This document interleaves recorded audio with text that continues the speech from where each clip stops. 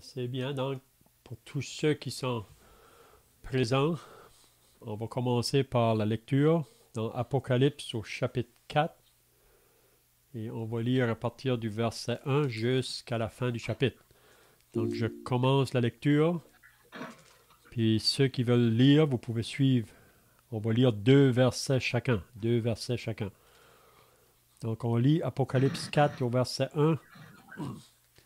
Après cela, je regardai et voici une porte était ouverte dans le ciel. La première voix que j'avais entendue, comme le son d'une trompette, et qui me parlait, dit, monte ici, et je te ferai voir ce qui doit arriver dans la suite. Aussitôt, je fus ravi en esprit, et voici il y avait un trône dans le ciel, et sur ce trône quelqu'un était assis dessus.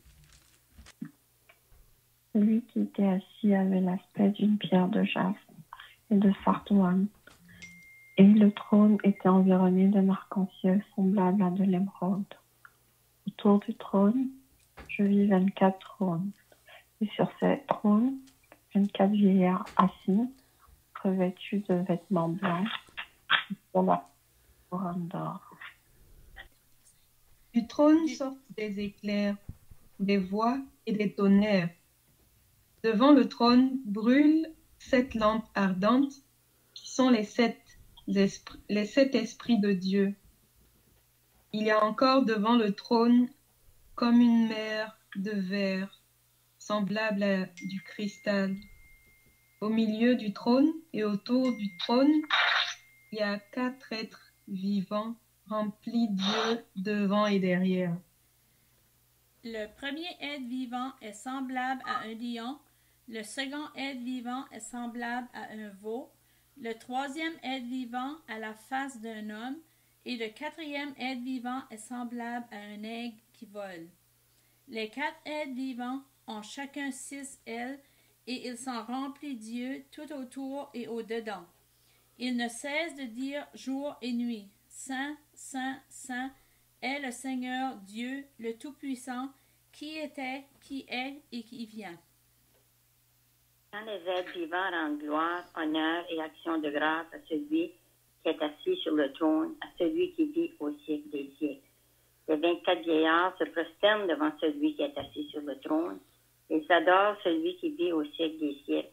Ils jettent leur couronne devant le trône en disant, tu es digne, notre Seigneur et notre Dieu, de recevoir la gloire, l'honneur et la puissance, car tu as créé toutes choses et c'est par la volonté qu'elles existent et qu'elles ont été créées.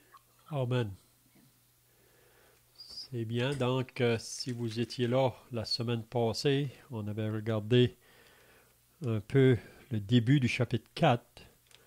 Donc, pour ceux qui n'étaient pas là, la semaine passée, peut-être qu'on peut redire un peu ce qu'on avait vu la semaine passée. Donc, pour bien diviser le livre de l'Apocalypse, il faut le voir en 3 sections. On avait dit que si vous lisez dans le verset 19 du chapitre 1, c'est Jean qui a eu la révélation d'écrire. Puis, premièrement, il devait parler de ce qui est, de ce... Puis ensuite, il parle de 3 choses. On va peut-être le lire là, pour pas...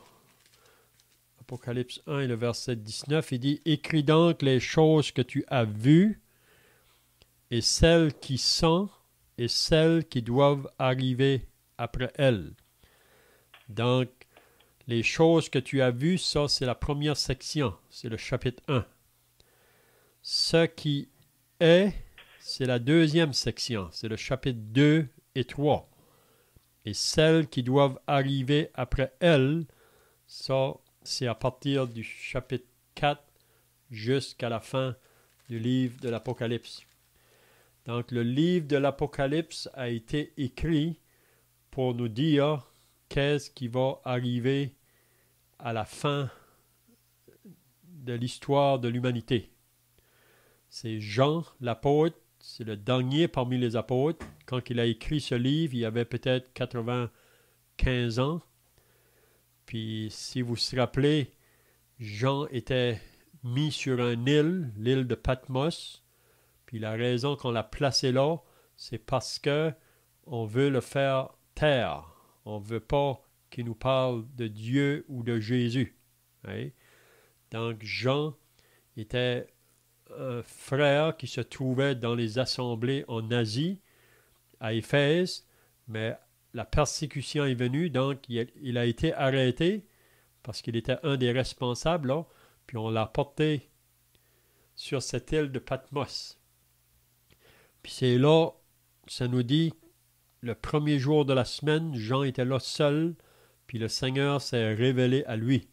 Donc si vous lisez le premier chapitre du livre de l'Apocalypse, vous allez voir Jésus qui se révèle à Jean. Puis il lui dit qu'il doit écrire aux 7 églises existantes à ce moment-là, qui se trouvaient en Asie. Jean devait leur écrire ce livre ici, là, qui allait lui être révélé, le livre de la révélation. Il faut bien comprendre que ce livre ici, l'Apocalypse, c'est une révélation de Jésus-Christ. Donc, si vous commencez à lire le livre de l'Apocalypse, ça nous parle de Jésus-Christ. Puis quand vous allez finir le livre, ça vous dit encore à propos de Jésus-Christ. Donc le Seigneur Jésus, c'est lui qui est le vainqueur. Il est le vainqueur. C'est lui vraiment qui est venu du ciel, envoyé par Dieu le Père, pour venir faire sa volonté ici-bas sur la terre. Puis qu'est-ce qu'était la volonté du Père pour Jésus? C'était qu'il vienne pour sauver son peuple de ses péchés. On sait qu'il est venu premièrement vers Israël, son peuple, mais si vous avez lu dans la parole de Dieu, ça nous dit que son peuple, comme une nation, ne l'ont point reçu. Ils n'ont pas cru en lui. Mais à tous ceux qui l'ont reçu, il y a des individus parmi le peuple qui ont cru en lui. À tous ceux qui l'ont reçu, à ceux qui croient en son nom, il leur a donné le pouvoir de devenir enfants de Dieu. Donc, pour devenir un enfant de Dieu, qu'est-ce qu'il faut faire? C'est de croire en Jésus comme le seul sauveur pour les péchés de l'humanité. Mais on sait que c'est un choix personnel. Il n'y a personne qui peut faire ce choix-là à notre place. Donc, parce qu'on est pécheur par nature, la parole de Dieu nous dit que tous ont péché et sont privés de la gloire de Dieu. Donc, parce qu'on est pécheur, on est séparé de Dieu. On est mort spirituellement à Dieu. Mais c'est pour ça que Dieu a envoyé son Fils Jésus. Puis Jésus, lui, il pouvait dire quand il était ici-bas, « Je suis le chemin, la vérité et la vie. Personne ne vient au Père que par moi. » Donc, c'est lui le chemin. Donc, si vous allez aller au ciel, il faut prendre le chemin qui est Jésus.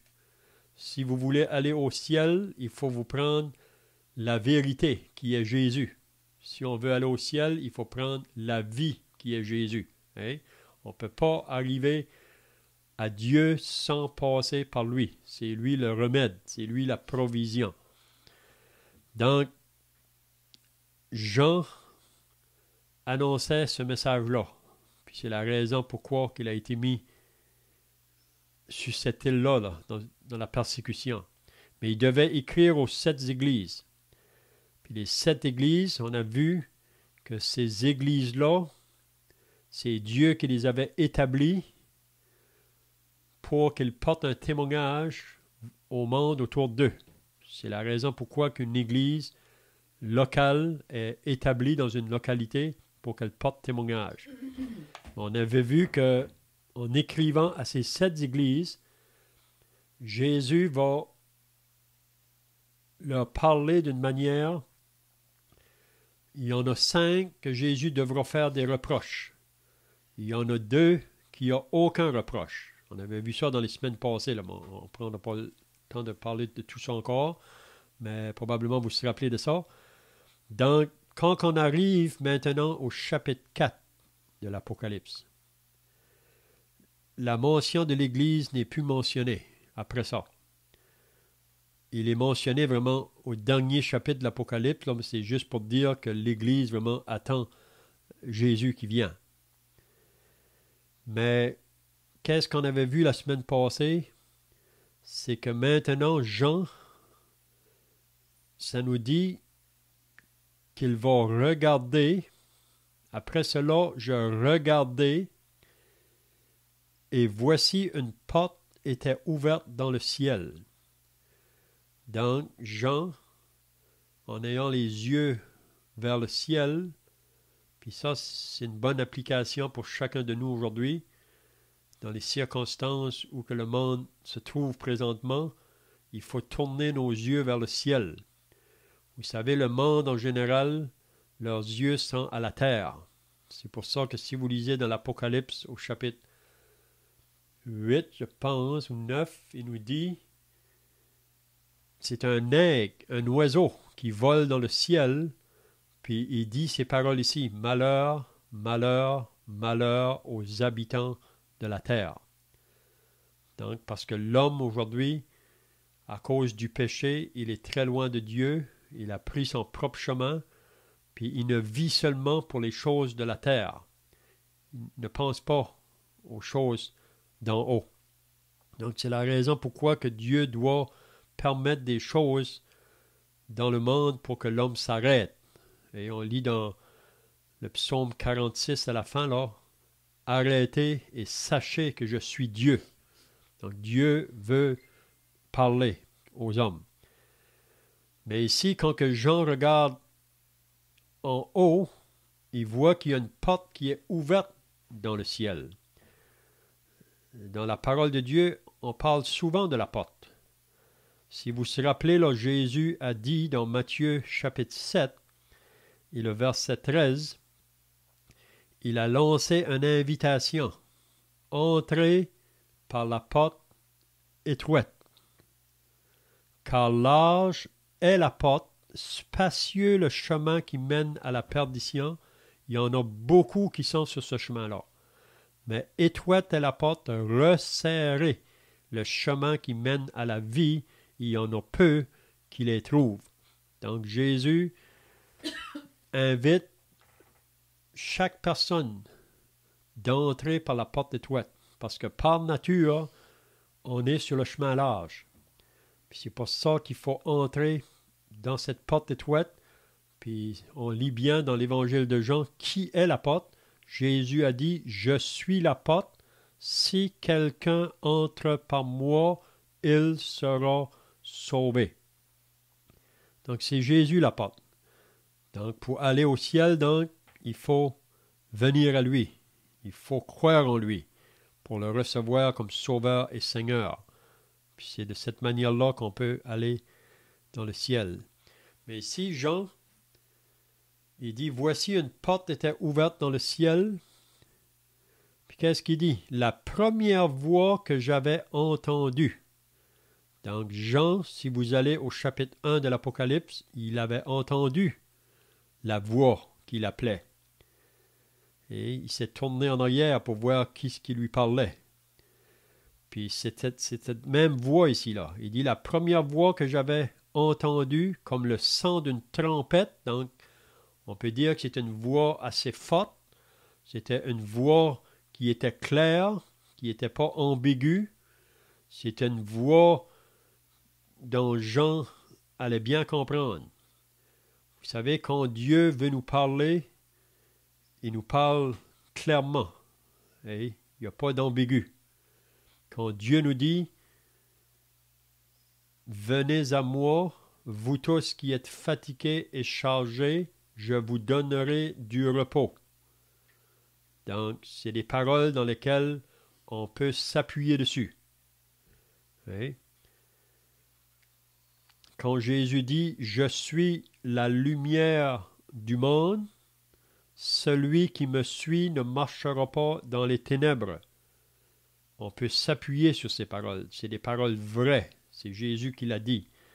Jésus a dit aussi « En vérité, je vous le dis, celui qui écoute ma parole et qui croit à celui qui m'a envoyé a la vie éternelle et ne vient point en jugement, il est passé de la mort à la vie. Donc ça, c'est des paroles de vérité et on peut les prendre avec certitude. Vous savez, aujourd'hui, il y a beaucoup de paroles qui sont annoncées dans ce monde, mais souvent, on peut avoir des doutes parce qu'il y a beaucoup de promesses qui peuvent être faites puis ne sont jamais accomplies. Mais quand Jésus fait une promesse, on peut s'appuyer dessus avec certitude. Okay? Donc, Jean entend cette voix. Puis qu'est-ce que la voix que Jean entend? Monte ici, et je te ferai voir ce qui doit arriver dans la suite. Donc, la voix qui parle à Jean, il lui dit de monter au ciel, monter dans le ciel. Puis, il va révéler à Jean ce qui va arriver dans le temps futur. Puis surtout ce qui va arriver après que l'Église soit enlevée de la terre. Vous savez que le prochain événement qui va prendre place dans le plan prophétique de Dieu, c'est l'enlèvement de l'Église. Donc peut-être quelqu'un demandera, qu'est-ce que c'est l'Église? L'Église, c'est tous ceux qui ont cru en Jésus. C'est tous ceux qui ont eu un moment dans leur vie qui se sont repentis de leurs péchés devant Dieu, puis qu'ils ont mis leur foi ou leur confiance dans l'œuvre du Seigneur Jésus qu'il a faite à la croix. Puis le moment qu'ils ont mis leur confiance en cette œuvre-là pour recevoir Jésus comme leur sauveur, à ce moment-là, ils ont entré dans l'Église, si on peut dire, qui est le corps de Christ. Donc, tous ceux qui ont cru en Jésus sont associés à l'Église, qui est le corps de Christ. Donc, si Jésus venait ce soir, puis je crois qu'il pourrait venir ce soir, même avant que l'étude va terminer, il pourrait revenir. Quand il vient, personne ne le sait. Il nous dit qu'il vient. Donc, s'il vient pendant que je vous parle, tous ceux qui ont cru en lui, depuis la Pentecôte, même ceux qui ont cru en lui avant, ceux qui sont associés à l'Ancien Testament, pendant leur vie, qui ont cru en Jésus, mais on sait que l'Église a commencé au jour de la Pentecôte, puis aujourd'hui, le peuple de Dieu sur la terre, c'est l'Église. Donc, si Jésus vient, on va être enlevés. Les morts en Christ, ça veut dire ceux qui ont cru en Jésus vont ressusciter premièrement. Les autres qui n'ont pas cru, ils ne vont pas se ressusciter. Si Jésus venait maintenant, les morts en Christ ressuscitent, nous les vivants, on est enlevés pour aller à la rencontre du Seigneur dans les airs. Puis après que l'Église est enlevée, donc c'est ça que Jean ici, le Seigneur va lui faire connaître. C'est qu'est-ce qui va arriver dans ce monde. Donc, le prochain événement, c'est l'enlèvement de l'Église. Puis après, il va commencer une période de tribulation et de grande tribulation. Puis on va voir à partir du chapitre 6 de l'Apocalypse, qu'est-ce que ça comprend ça, cette grande tribulation qui va venir sur cette terre. Mais avant que le Seigneur révèle à Jean concernant les choses qui vont venir pour la terre dans la tribulation, il va apporter Jean dans le ciel, dans la présence de Dieu. Donc, je ne sais pas si quelqu'un a des questions ici, là, ou d'autres pensées à ajouter avant qu'on continue. Si vous avez quelque chose, vous pouvez le faire. Donc, le verset 2. Qu'est-ce que Jean dit? Aussitôt. Donc, aussitôt que cette voix-là s'est fait entendre, puis a dit à Jean de monter, aussitôt je fus ravi en esprit. Donc, Jean est ravi. Il va monter au ciel, c'est-à-dire en esprit. Donc, c'est un peu comme l'apôtre Paul. Si vous vous rappelez que l'apôtre Paul, dans la deuxième épître aux Corinthiens, au chapitre 12, il nous dit qu'il connaît un homme, il ne sait pas si c'est avec son corps ou sans son corps, mais il a été ravi jusqu'au 3e ciel, ou jusque dans la présence de Dieu.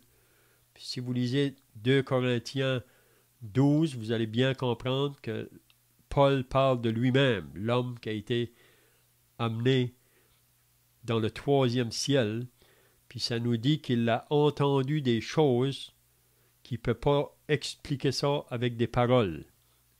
La beauté ou la grandeur de ce ciel, si on peut dire, là où la présence de Dieu est.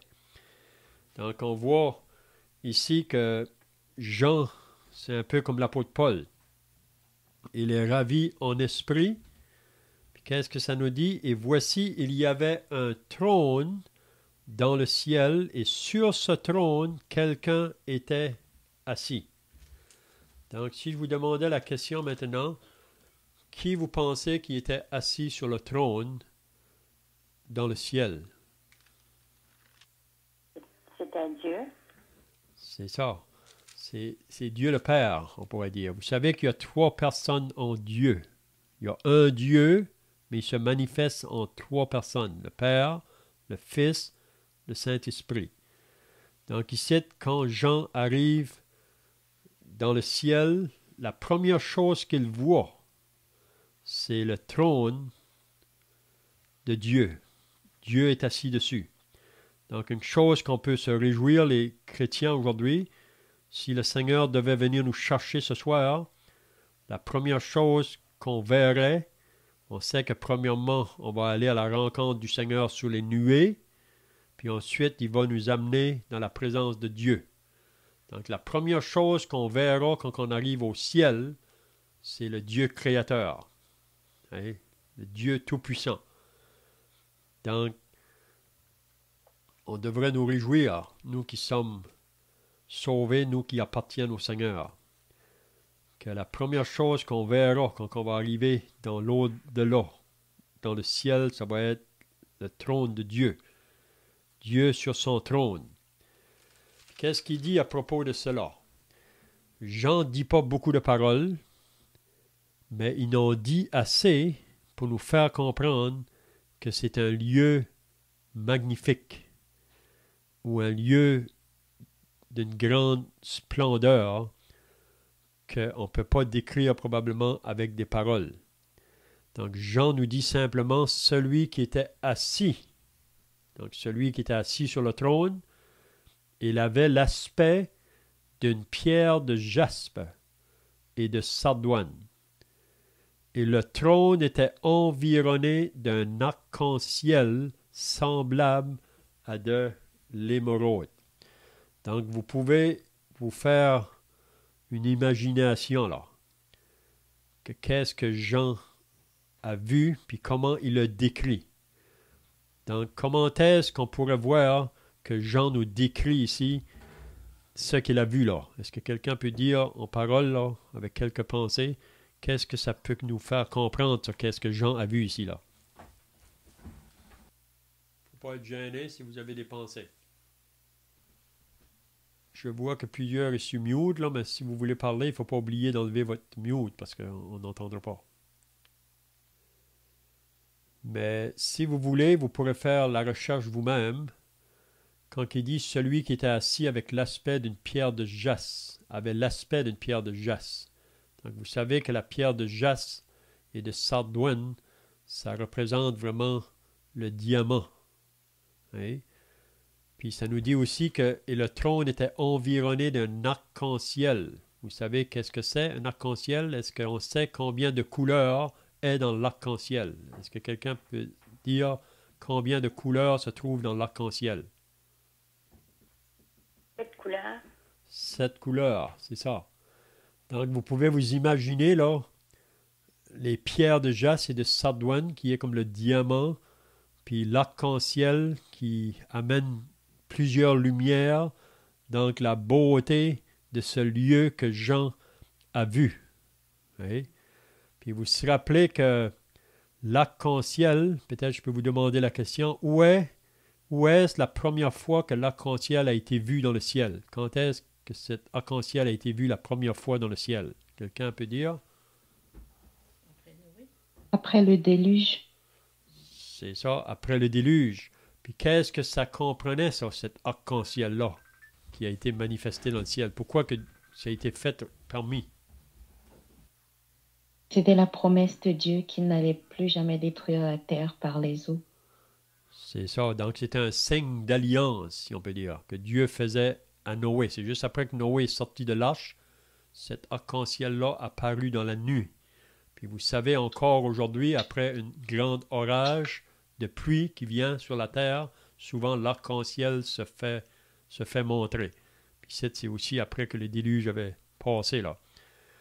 Mais on sait que le monde d'à présent, si vous lisez dans la deuxième épître de Pierre au chapitre 3, il nous dit que le monde d'à présent sera détruit par le feu. Dans ce temps-là, c'était par l'eau. Donc, on peut se décrire un peu qu'est-ce que Jean a vu là. C'est beau. Et c'est splendide. C'est... Probablement, vous avez d'autres mots pour le décrire là. C'est pour ça que l'apôtre Paul nous dit dans l'Épître aux Romains, là, quand il parle aux chrétiens, « J'estime que les souffrances du temps présent ne peuvent pas être comparées à la gloire qui nous attend dans les cieux. » C'est pas comparable. On ne peut pas le décrire vraiment. Mais c'est beau pour nous qui sommes sauvés que bientôt on va arriver dans ce lieu-là où Jean est allé. Puis ici, il faut toujours comprendre que c'est le futur pour Jean, ces choses-là. Hein. Présentement, lui, il le voit dans le ciel, mais beaucoup de choses qu'il va nous parler par la suite, c'est du futur. Donc, le verset 4, autour du trône, donc il faut se rappeler que Jean a vu un trône, mais il dit autour du trône, autour de ce trône-là, où Dieu était assis, je vis 24 trônes. Et sur ces trônes, 24 vieillards assis, revêtus de vêtements blancs et sur leur tête des couronnes d'or. Donc, qu'est-ce qu'on peut comprendre ici quand que Jean nous dit qu'autour du trône de Dieu, il y a 24 trônes. Puis il nous dit que sur ces trônes-là, il y a 24 vieillards qui sont assis. Ils sont revêtus de vêtements blancs. Ça veut dire que ça nous parle de la pureté. Ça nous parle de la sainteté. Puis ça nous dit aussi que sur leur tête, des couronnes d'or. Donc, est-ce que quelqu'un a des pensées ici? Qu'est-ce que Jean pourrait nous dire ici, là? Qu'est-ce qu'il voudrait nous dire? Est-ce que, pour ce qui est de l'or, comme les vêtements blancs, tu as parlé de pureté, est-ce que l'or, on peut dire aussi que ça parle de ce qui a été éprouvé? Je pense qu'ailleurs dans la parole, on parle de l'or qui est éprouvé par le feu. Donc, on fait passer l'or dans le feu pour que ça sorte plus brillant. Mm-hmm.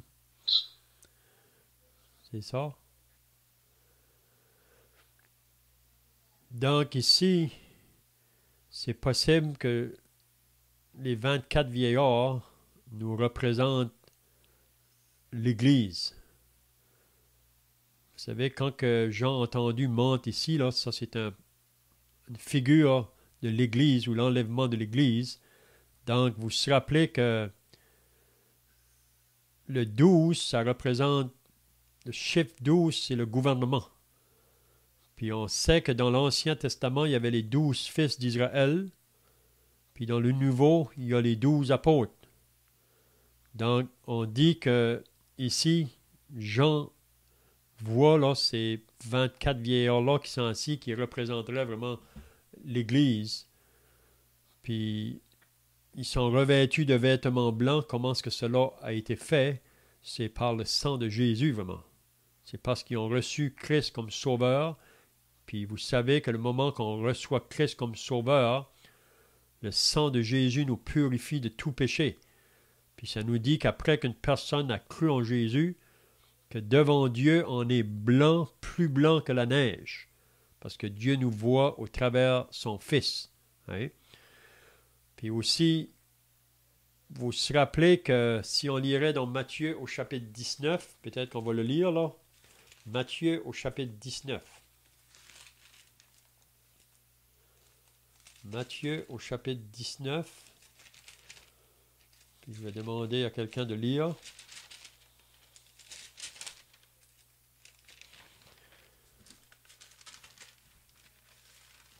Matthieu 19 et le verset...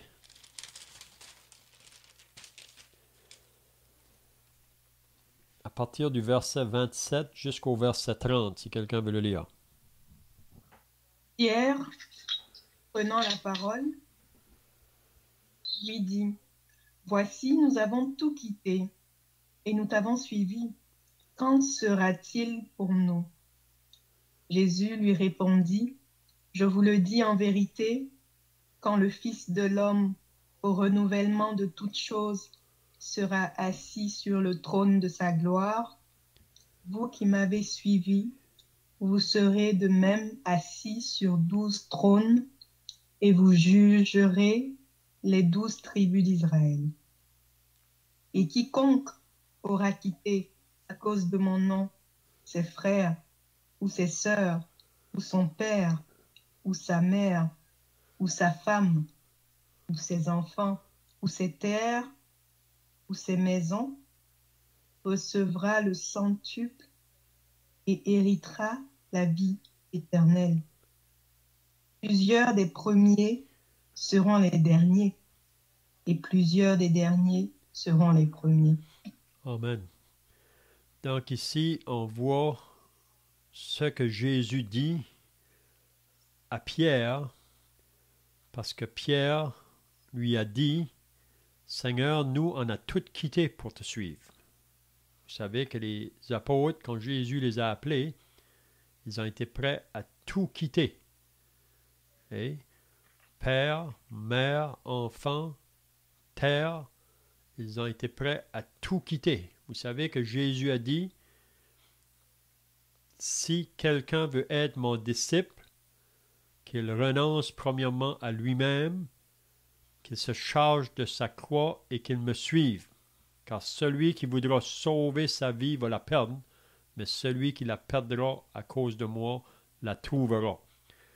Donc, quand ça vient le temps de l'appel de l'Évangile envers nous, on devrait laisser rien nous empêcher de répondre à cet appel-là. Parce que c'est ça qui va déterminer notre éternité. Puis vous savez que Jésus a dit que quand vous allez être appelé par l'Évangile, il va y avoir beaucoup d'obstacles pour vous empêcher d'accepter ce message. Il y a beaucoup de choses qui vont être placées devant vous. Même la parole de Dieu nous dit, Jésus le dit dans Matthieu au chapitre 10, il dit que nos parents peuvent arrêter les enfants d'être sauvés. Nos enfants peuvent arrêter les parents d'être sauvés. Nos biens matériels, notre ami, mon époux, mon épouse peuvent m'arrêter d'être sauvés. Mais quand ça vient à l'appel du salut, Jésus a dit dans Matthieu 10, « Celui qui aimera son père ou sa mère plus que moi n'est pas digne de moi. Et celui qui aimera son fils ou sa fille plus que moi n'est pas digne de moi. » Donc Jésus ne nous dit pas de ne pas aimer nos parents ou de ne pas aimer nos enfants, mais Jésus doit avoir la première place quand ça vient à l'appel de l'Évangile. Vous comprenez?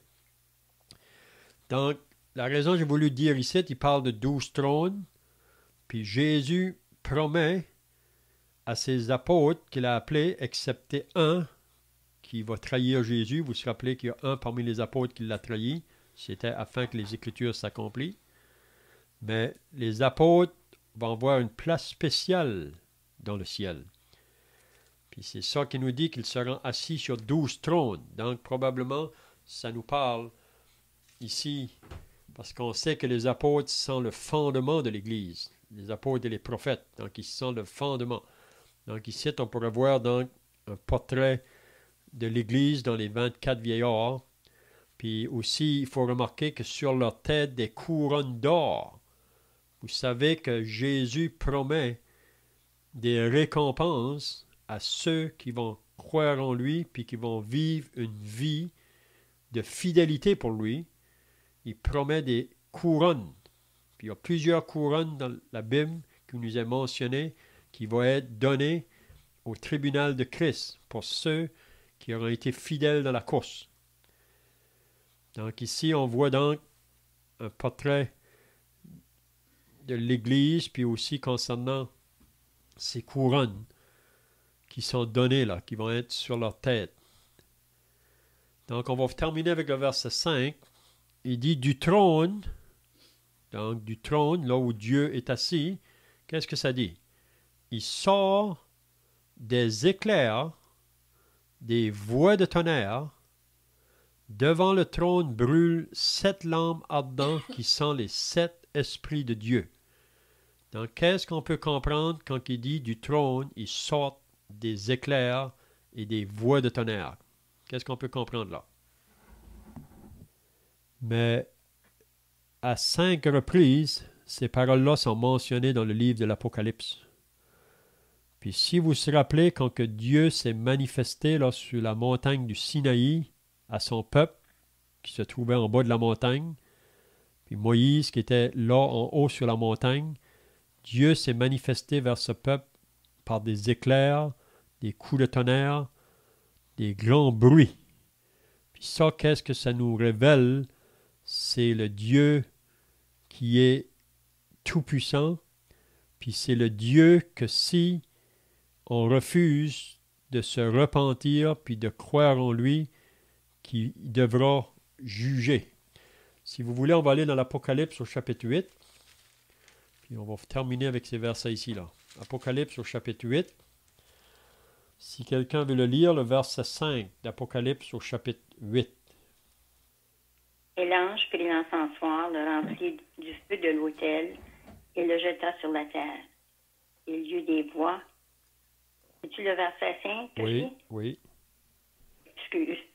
Ouais, tu peux lire ça. Il y Là. eut des voix, des coups de tonnerre, des éclairs et un tremblement de terre. OK, c'est un peu les mêmes paroles ici. Puis ici, il faudra remarquer que c'est juste avant que les 7 trompettes vont sonner.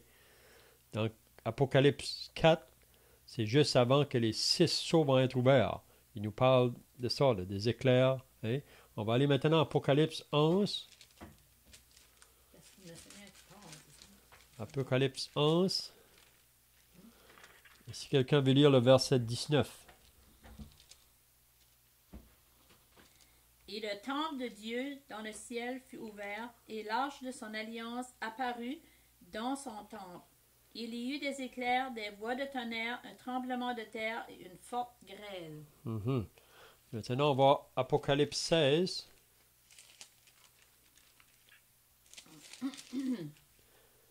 Si quelqu'un veut lire le verset 18.